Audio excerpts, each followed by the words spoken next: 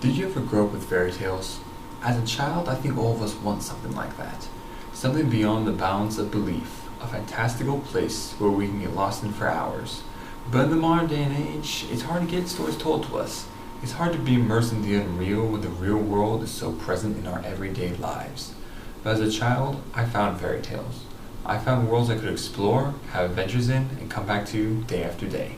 As a child, I had fairy tales. Video games were my fairy tales.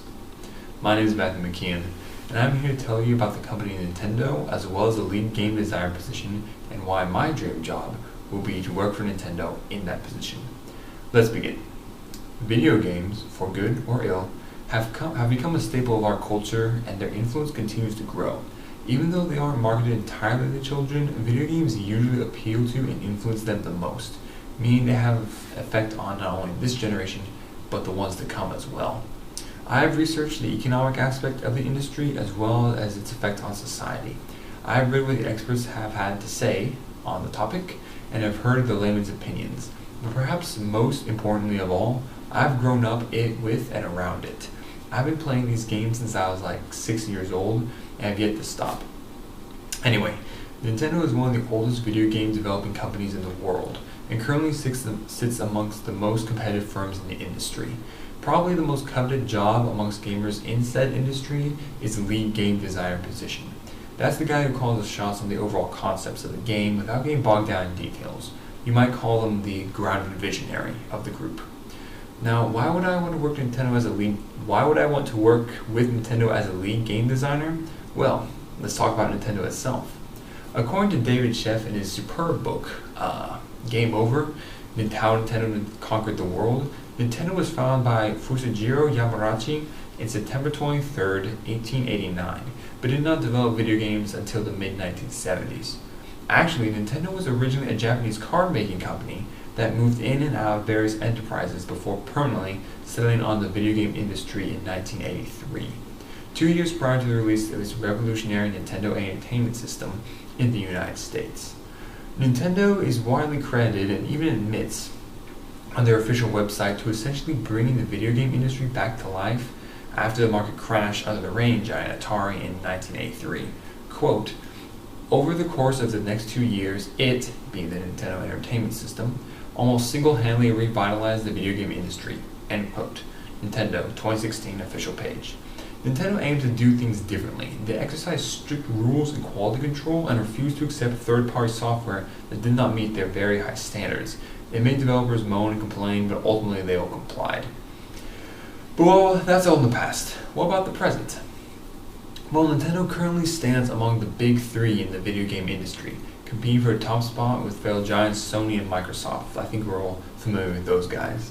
Despite its difficulties in the current generation, Nintendo, as the GameSpot news article states, has had staggering success in previous years with the Nintendo Wii and 3DS hardware, which sold over 100 and 150 million units respectively.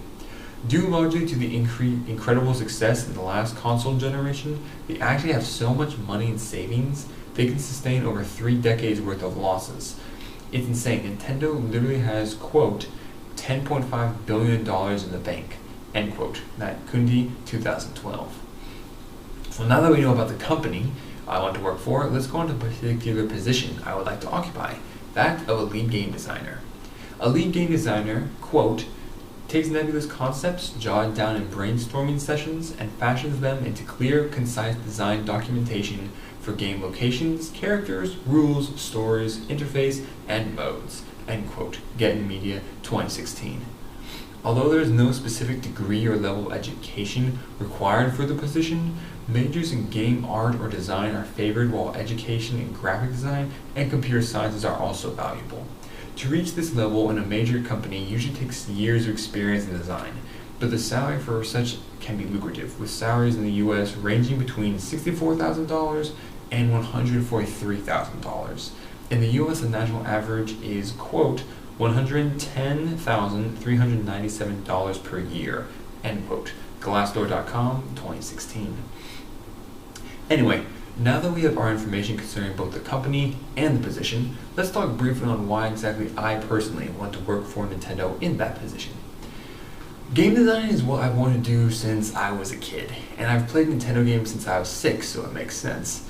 Why Nintendo in particular? Well, when we were kids, my brother and I got a Nintendo 64, which we played together. Ocarina of Time, Super Mario 64, Super Smash Bros., Mario Party, awesome games, great times. As we grew up, we would go on to get the latest consoles as they came out about every 4 to 5 years. Needless to say, I built up quite a fondness for Nintendo and their characters. Kind of like people who grew up watching Disney movies and now want to go work at Disneyland. It's kind of like that for me, except for Nintendo. And perhaps because I grew up with video games, or perhaps because my brain is just wired this way, but I have a powerful imagination that always works best within a restricted environment. What I mean is I'm not good at coming up with something original, like a mural or a painting, but I am good at coming up with something that's been developed and then perfecting it, like taking all that stuff out of the freezer and making an amazing smoothie with it, something along those lines. In conclusion, you have been informed about Nintendo as a company, both its past and its present. You have been informed about the role of a lead game designer, its responsibilities, and its salary. And finally, you have been informed on why I personally want to work for Nintendo in that position. I hope you found this presentation enlightening, and next time you meet a kid glued to the TV and saying he wants to make video games when he grows up for a living, maybe instead of suppressing a sigh, you'll think to yourself, good job kid, go for it, because you never know, that kid may just be me. Thank you.